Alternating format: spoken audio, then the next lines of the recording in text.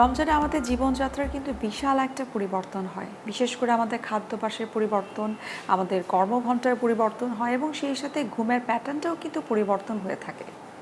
দীর্ঘক্ষণ না খেয়ে থাকা এবং সেই সাথে রমজানে পানি কম খাওয়ার কারণে কিন্তু অনেকের ক্ষেত্রেই পানি শূন্যতা দেখা দেয় এবং সেই কারণে কিন্তু দেখা যায় ইউরিন ইনফেকশন এবং অনেকের ক্ষেত্রে মূত্রনালী ইনফেকশন পর্যন্ত হতে পারে। যারা আগে থেকে ইউরোলজি সংক্রান্ত সমস্যায় ভুগছেন, রমজানে কিন্তু তাদেরকে বিশেষ সতর্কতা অবলম্বন করতে হয়। আজ আমরা ইউরোলজি সংক্রান্ত বিভিন্ন বিষয় নিয়ে আলোচনা করার চেষ্টা করব। দর্শক, আপনাদের সবাইকে আমন্ত্রণ জানাচ্ছি এবি রশিদ হসপিটাল নিবেদিত এখন টিভি রমজানের বিশেষ আয়োজন রমজানের স্বাস্থ্য। আমাদের আজকের আলোচ্য বিষয় হচ্ছে ইউরোলজির আদিপান্ত। আর এই গুরুত্বপূর্ণ বিষয়টি নিয়ে কথা বলার জন্য আজ আমাদের সঙ্গে রয়েছেন ডক্টর মোহাম্মদ সানাউল্লাহ, বিসিএস স্বাস্থ্য, আবাসিক চিকিৎসক, জাতীয় kidney institute, consultant, M A Rashid hospital. Sir, আপনাকে স্বাগত জানাচ্ছি আমাদের আজকের অনুষ্ঠানে এবং সেই সাথে মাহে রমজানের শুভেচ্ছা।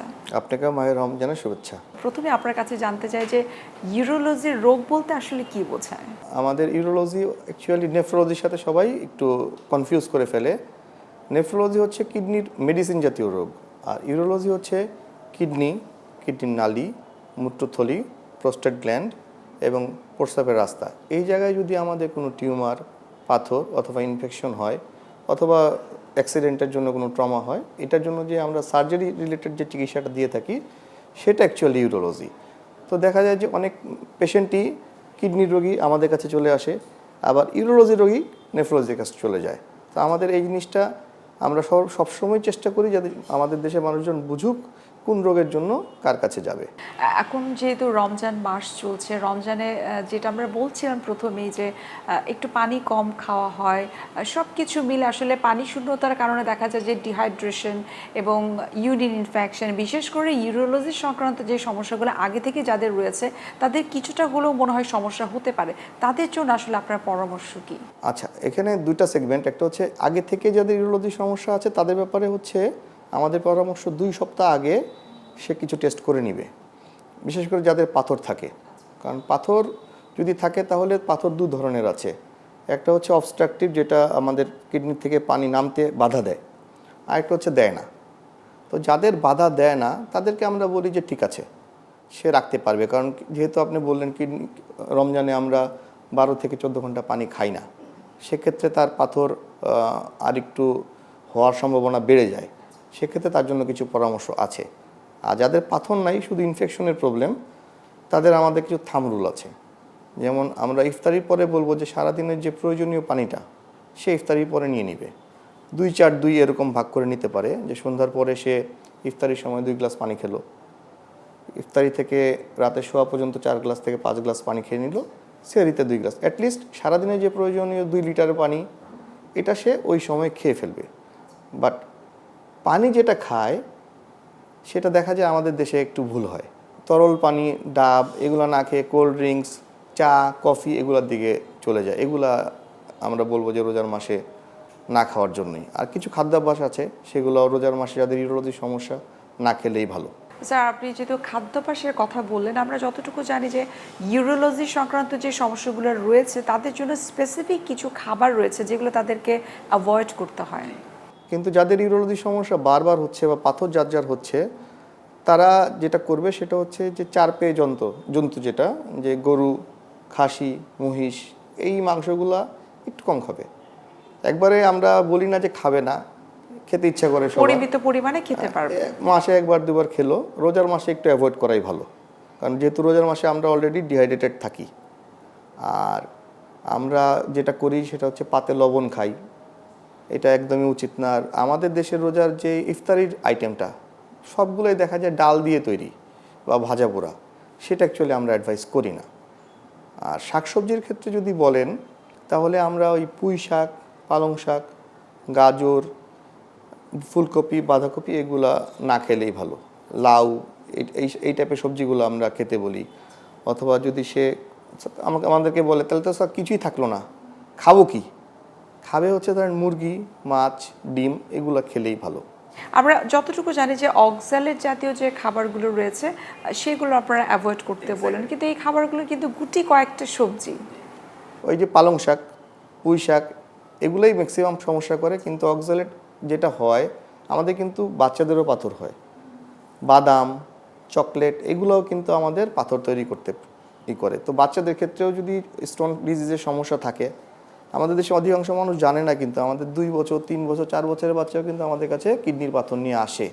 তো দেখা যায় বাবা মা ওদেরকে কোক খাওয়াচ্ছে, চকলেট খাওয়াচ্ছে, বাদাম খাওয়াচ্ছে, এগুলো কিন্তু স্টোন তৈরি করতে সহায়তা স্যার করে। আপনি যেহেতু বাচ্চাদের কথা বললেন, এমএরশদ হসপিটাল একজন ইউরোলজিস্ট হিসেবে আপনি যদি আমাদেরকে বলতেন যে কোন বয়সের পেশেন্টরা আপনারা বেশি পাচ্ছেন এবং কারণগুলো নিশ্চয়ই আপনারা আইডেন্টিফাই করতে পারেন, সেগুলো যদি একটু বলতেন আমাদেরকে। আচ্ছা, আমরা সব বয়সী ম্যাক্সিমাম পাই, কিন্তু আমাদের ইউরোলজি পুরুষ রোগীদের ক্ষেত্রে দেখা যায় যে অ্যাবাভ 40 আমরা একটু বেশি পাই। কারণ যেহেতু অ্যাবাভ 40-র পরে আমাদের প্রোস্টেট গ্ল্যান্ডটা বড় হয়ে যায়, প্রস্রাবে কিছু বাধা তৈরি হয় এবং ওইটার কনসিকুয়েন্সে ইনফেকশন হয় বা পাথর হয়, যেটাই হয়। আমাদের এমএরশিতে কিন্তু এগুলার সবগুলার চিকিৎসা আছে। মানে আপনার প্রস্রাবের গতি টেস্ট করার থেকে শুরু করে রেডিওলজিক্যাল সাপোর্ট, যেটা সিটি স্ক্যান, এমআরআই, সব স্টোনের জন্য যে standard gold standard CT scan আমাদের এই হাসপাতালে আছে, যার ফলে আমরা এখানে সর্ব ধরনের চিকিৎসা দিতে পারি। আর মহিলাদের ক্ষেত্রে ম্যাক্সিমাম দেখা যায় যে প্রস্রাবের ইনফেকশন অথবা প্রস্রাব ঝরে যাওয়া এগুলো বেশি আসে। বাচ্চারাও এরকম রাতের বেলায় প্রস্রাব করে ফেলে বা বারবার প্রস্রাব করে, এগুলো একটু বেশি আসে। বিশেষ করে এই বাচ্চাদের ক্ষেত্রে যে আমার অবজারভেশন সেটা হচ্ছে যে হাইজিনটার সমস্যাটা বেশি হয়। মাদ্রাসায় পড়ে বা বাইরে পড়ে ওদের হাইজিনের সমস্যা, ইনফেকশনটা বেশি হয়। স্যার আপনার কাছে একটু জানবো, যেহেতু আপনি বলছিলেন যে বাচ্চাদের হয়ে থাকে এবং সেই সাথে মেয়েদের মধ্যে কিন্তু রিকারেন্ট ইউরিন ইনফেকশন অনেক বেশি হয়, এর মূল কারণটা আসলে কি? মূল কারণ হচ্ছে একটা হচ্ছে আমাদের দেশের এনভায়রনমেন্ট। আমাদের সব জায়গায় আসলে মেয়েদের টয়লেটে যাওয়ার ফ্যাসিলিটিস নেই, যার ফলে আমাদের দেশের মেয়েরা কিন্তু প্রস্রাবটা ধরে রাখে। এই যে ধরে রাখার সমস্যা, ধরলেই দেখা যায় যে ব্যাকটেরিয়া ফর্ম করে, এটা একটা সমস্যা। আর 2 নম্বর হচ্ছে অ্যানাটমিক্যাল, যেটা আমাদের মেয়েদের পেশাবের রাস্তাটা পায়খানার রাস্তা দুইটাই খুব ক্লোজ প্রক্সিমিটিতে আছে, যার ফলে অ্যাকচুয়ালি আমরা জানি না যে আমরা মলত্যাগ করার পরে আমরা কিভাবে জায়গাটা পরিষ্কার করব। তো আমাদের ইউরোলজির কাছে আসলে আমরা বলি যাদের এরকম অর্থাৎ সমস্যা, প্রপার ওয়েটা জানাটা অনেক বেশি দরকার। আমি স্যার এই বিষয়টা নিয়ে আরেকটু বিস্তারিত আপনার কাছ থেকে জানার চেষ্টা করব। একটা বিরতির সময় হয়ে গেছে, আমরা বিরতি নিচ্ছি।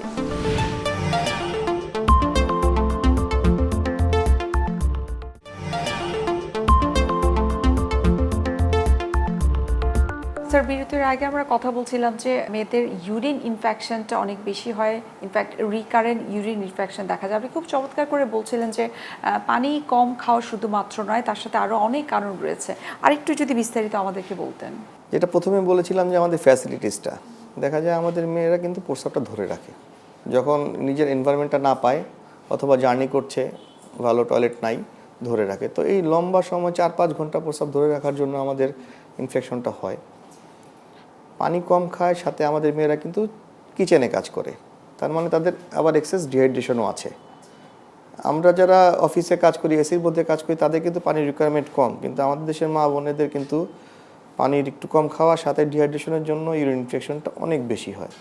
সাথে যেটা বললাম হাইজিন, এটা আপনি একটু ডিটেলস শুনতে চেয়েছিলেন। সেটা হচ্ছে আমাদের যেহেতু প্রস্রাবের রাস্তা, বার্থ ক্যানেল বা মাসিকের রাস্তা আর পায়খানার রাস্তা তিনটাই খুব কাছাকাছি, এবং প্রত্যেকটাই কিন্তু আলাদা আলাদা নিজস্ব ব্যাকটেরিয়া আছে। আমাদের শরীরে এমনি নিজস্ব ব্যাকটেরিয়া থাকে যেটা ওই জায়গায় থাকলে কোনো হার্মফুল না, বাট পজিশন চেঞ্জ করলে ইনফেকশনটা ক্রিয়েট করে। তো দেখা যায় যে আমাদের মলত্যাগের পরে আমরা যখন ওয়াশ করি, তখন আমরা চেষ্টা করব যে পিছন থেকে হাতটা সামনের দিকে না আনার। এটা হচ্ছে মেইন মেসেজ। পেশাবের রাস্তার দিকে আমাদের হাতটা আনবো না, আর পারলে ওই জায়গাটা আমরা পেরিনিয়াম বলি, ওই জায়গাটা সাবান দিয়ে ধুয়ে ফেলতে। সেটা বাচ্চাদের ক্ষেত্রেও আমাদের দেশের বাবা মারা কিন্তু বাচ্চাদেরকে পানি নেওয়া শেখায় না। বাচ্চারা 2 বছর 3 বছরের পরেই যাতে প্রস্রাব করলে পানি নেয়, মেয়ে বাচ্চারা ওয়াশ করে বা পায়খানা করার পরে প্রস্রাবের রাস্তার দিকে হাতটা না আনে, এই ব্যাপারে যাতে একটু সচেতন থাকে। এবং এই এডুকেশনটা আমার মনে হয় ছোটোবেলা থেকেই আসলে মেয়ে বাচ্চাদেরকে শেখানো উচিত, জানানো উচিত। খুবই জরুরি, কারণ অনেক বাপ্পা আসে এবং ইউরিন ইনফেকশন আপনি জানেন যে বারবার হয় বা রিকারেন্স হয়, কারণ একটা হচ্ছে অ্যান্টিবায়োটিকের প্রবলেম, দুইটা হচ্ছে যে হাইজিনটা। সে আমি কিওর করে দিচ্ছি, আবার 2 মাস পরে সে আসছে, কারণ তার তো কজটা প্রিভেন্ট করতে পারি নাই। তো কজটা প্রিভেন্ট করতে পারলে যে লাইফস্টাইল বা হাইজিন এটা যদি ঠিকমতো রাখে তাহলে আমার মনে হয় এটা ঠিক হবে। অনেক ক্ষেত্রে আমরা কিছু স্পেশাল কেস দেখে থাকি, যেমন ইউরিন ইনফেকশন বা মূত্রনালীর ইনফেকশনের জন্য অনেক মেয়েদের কিন্তু মিসক্যারেজ হচ্ছে, সেটা নিয়ে যদি আমাদেরকে একটু বলতেন। আচ্ছা, যাদের এরকম ইউরিনের ইনফেকশনের প্রবণতা বেশি আছে তারা যদি বাচ্চা নেওয়ার প্ল্যানটা করে, আমি বলবো যে আগে একটু গাইনোকোলজিস্টের পরামর্শ নিতে, ওনাদের সাথে দেখা করে কজটা, যদি আমাদের সাথে ইউরোলজির সাথেও কথা বলবে যে কোনো স্পেসিফিক কজ আছে কিনা। যেমন অনেক পেশেন্টের দেখা যায় ইউরিন ইনফেকশন হচ্ছে, বারবার ইউরিনের চিকিৎসা পাচ্ছে, কিন্তু দেখা গেল একটা পাথর আছে, সোর্স অফ ইনফেকশন। আবার যখন প্রেগনেন্সি হয় তখন আমাদের হরমোনের জন্য দেখা যায় পাথরটা আমাদের কিডনির নালীগুলো একটু সম্প্রসারণ হয়ে যায়, তখন পাথর আবার নালীতে চলে আসে, তখন দেখা যায় যে ব্যথা হয়। তখন তো অলরেডি কনসিভ করে ফেলেছে, পেটে বাচ্চা আছে, আমরা কিন্তু প্রথম 3 মাসের চিকিৎসা দিতে পারি না, আবার লাস্ট 3 মাসেও বাচ্চা হয়ে যাওয়ার আগে হয়ে যাওয়ার সম্ভাবনা থাকে। তখন আমরা একটু বিপদেই পড়ি ইউরোলজিস্টরা, তখন আমরা চেষ্টা করি যেই ব্যথার ওষুধগুলোতে আপনার ক্ষতি হয় না বাচ্চার এবং মার, সেগুলো দিতে, অথবা আমরা মাঝে মাঝে একটা কিডনির নালীতে একটা পাইপ দিয়ে দিই। তো ওই রোগী কিন্তু জানেই না যে আমার পাথর থেকে ইনফেকশন হচ্ছে। তো আমরা বলবো যে প্ল্যান করার আগে আমাদের মাদেরকে যে আমাদেরকে ইউরোলজিস্টের এবং গাইনোকোলজিস্টের একটা পরামর্শ নিতে, যে বিশেষ করে যাদের ঘন ঘন ইউরিন ইনফেকশন হয়ে থাকে। এখন একটু ছেলেদের বিষয়ে জানবো, যে ছেলেদেরও তো ইউরিন ইনফেকশন হয় এবং একটা বয়সের পরে কিন্তু তাদের প্রোস্টেট গ্ল্যান্ড বড় হয়ে যাচ্ছে এবং তখন কিন্তু তাদের ইউরিন পাসে কিন্তু কিছুটা সমস্যা হয়। জি, আমরা কিন্তু ডাক্তারের কথা কম শুনি, আশেপাশে মানুষের পরামর্শ বেশি নেই। তো রাতের বেলায় যখন আমাদের বয়স্ক রোগীরা বাথরুমে যায়, বারবার প্রস্রাব করতে যায়, তাদের ধারণা হচ্ছে এটা নর্মাল অথবা ডায়াবেটিক্সের জন্য। আসলে 40-এর পরে আমাদের প্রোস্টেট গ্ল্যান্ডটা একটু বড় হতে থাকে, যেটা জাস্ট মূত্রথলির নিচে, এবং ওটা বড় হলে প্রস্রাবের রাস্তাটা একটু চাপ দেয়, যার ফলে প্রস্রাব করতে কষ্ট হয়। তো আমরা ইউজুয়ালি এই রোগীগুলো পাই 60 to 70 বেশি, 40-50-তে আমরা চেষ্টা করি পেশেন্টকে ওষুধ দিয়ে চিকিৎসা করার জন্য। তো এই ব্যাপারে আমাদের এমএ রশিদে একদম আধুনিক চিকিৎসা আছে, ইউরোফ্লোমেট্রি মেশিন আছে, যেটা আমরা প্রস্রাবের গতিটা দেখতে পারি। সাথে যেটা বললেন যে প্রোস্টেট বড় হয়, সেটা কিন্তু 2 ধরনের আছে, একটা নর্মাল আর একটা ক্যান্সার জাতীয়। আমাদের কাছে এই রোগীগুলো আসলে আমরা পিএসএ, যেটা প্রোস্টেট স্পেসিফিক অ্যান্টিজেন, ওইটা ক্যান্সার মার্কার, ওইটা আমরা করি প্রত্যেকটা রোগীর, এটা আছে কিনা।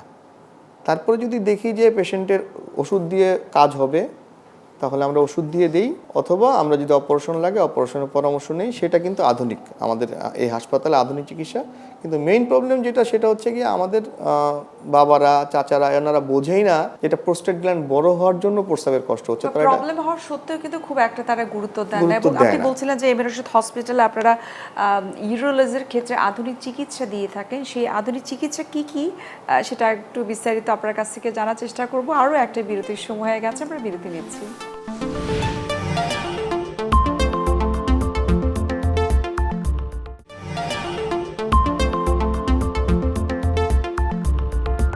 স্যার, বিরতির আগে আমরা কথা বলছিলাম আধুনিক চিকিৎসা নিয়ে, অর্থাৎ এমএ রশিদ হসপিটাল একজন নিউরোলজিস্ট হিসেবে আপনারা আধুনিক সেবাটা রোগীদেরকে দিয়ে থাকেন। কি কি সেবা আসলে এর মধ্যে অন্তর্ভুক্ত?